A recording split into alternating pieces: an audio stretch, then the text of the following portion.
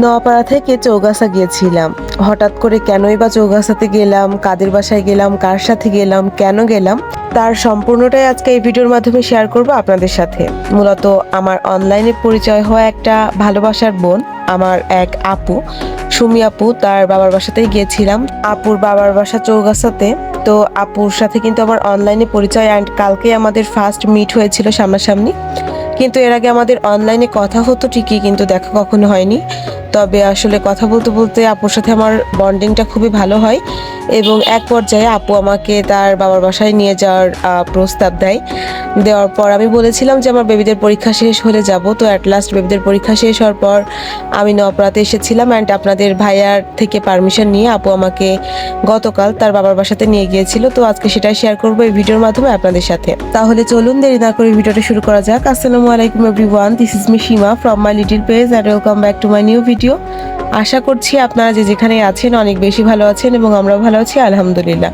তো আমি আমার বেবিকে নিয়ে গিয়েছিলাম, অ্যান্ড আমরা নূরবাগ থেকে একসাথে মিট করি।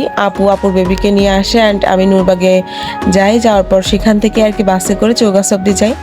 তো এই যে বাসা থেকে যখন বেরিয়ে পড়েছিলাম তখন থেকেই ভিডিও ক্লিপ নেওয়া শুরু করেছিলাম, অ্যান্ড যখন ভ্যানে উঠেছিলাম নূরবাগে যাওয়ার উদ্দেশ্যে তখন এই ভিডিওটা নিয়েছিলাম। তারপর আপু আসলেন, আপুর সাথে হওয়ার পর আমরা বাসে উঠে গিয়েছিলাম, অ্যান্ড বাসে যখন উঠেছিলাম ওঠার পর থেকেই আমি টুকটাক ছোটোখাটো ভিডিও ক্লিপ নেওয়ার ট্রাই করেছিলাম। আপনাদের শখের ফটোগ্রাফি আপু সীমা আপু তো সচরাচর তেমনভাবে বাস জার্নি করে না এবং করতে কমফোর্টেবলও না। তবে জার্নি করতে ভালো লাগে এটা ঠিক। তবে আমার যেহেতু প্রত্যেকটা জার্নি, বিশেষ করে নাভারণ টু নোয়াপাড়া বা নোয়াপাড়া টু নাভারণের জার্নিটা আমি ট্রেন জার্নি করে থাকি, তো বলতে গেলে বেশ কয়েক মাস পরই এই জার্নিটা করলাম, বাস জার্নি। তো আপুরা ওই পাশের সিটটাতে ছিলেন জানালার সাইডে, আমি আপুর পাশেই বসা ছিলাম।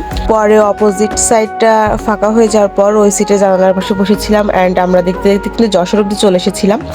যশোর পালবাড়ির মোড়ের ওইখানে নেমে তারপর আবার চৌগাছার উদ্দেশ্যে আমরা আর একটা বাসে উঠি।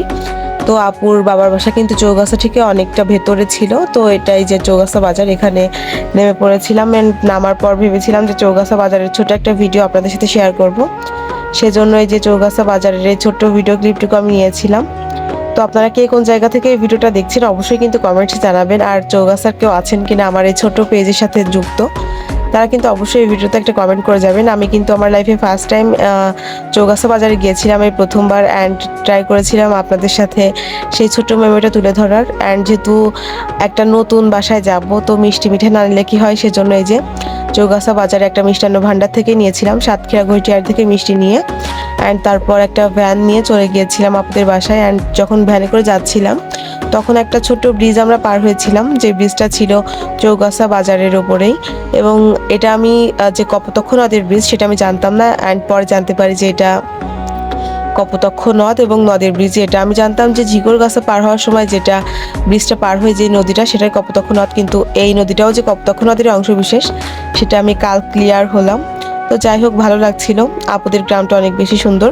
কোনো এক ভিডিওর মাধ্যমে আপুদের গ্রামের সৌন্দর্য, অ্যান্ড আপুদের গ্রামে যে আপুদের যেই আম বাগান সেখানে আমি গিয়েছিলাম, তো সেই সম্পর্কে পুরো একটা ভিডিও চেষ্টা করবো আপনাদের সাথে তুলে ধরার। তো আজকে ছোট্ট ভিডিওটা এই পর্যন্তই। আপনাদের সাথে দেখা হবে নেক্সট কোনো নতুন ভিডিওতে। ভালো থাকবেন সকলে, আল্লাহ হাফেজ সবাইকে।